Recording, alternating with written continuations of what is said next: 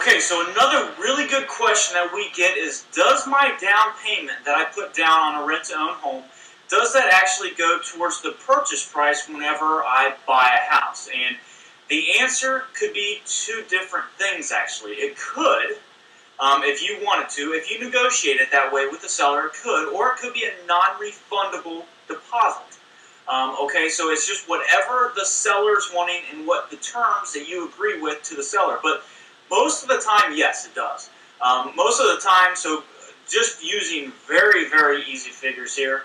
Say you're buying a house for $100,000 and you put $3,000 down. That's 3%. Whenever you go to buy that house, you're not going to owe $100,000. You know, whenever you get to the closing table, I guess you'd say, and you get your loan on it, you're not going. The purchase price is probably still going to be $1,000, but it's going to go ahead and say that you are being credited $3,000. So technically, you'd be getting a loan on $97,000 now. So that's scenario number one. Is that if it does go back to you, that's what's going to end up happening. Is that whenever you do go ahead and buy that house, then it is going to come back to you at the closing table. Whenever you do get a loan on it, it's going to come back to you that way.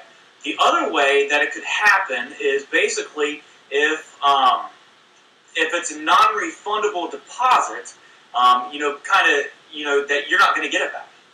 Maybe it's hard money.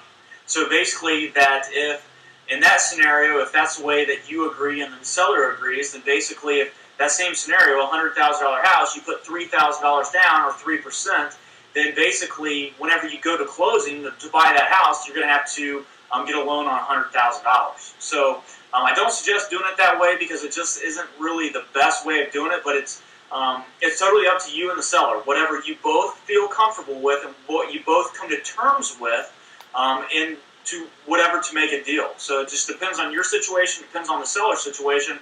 But I always encourage everybody to go ahead and actually get that money that you put down on the home. Maybe you put down $500, whatever it comes to be, that you actually get that money back whenever you go ahead and purchase that house. So really, really good information on it, but it can be done two different ways. So talk to your rent-to-own specialist about this and to get you into negotiations with the seller and come to terms with it.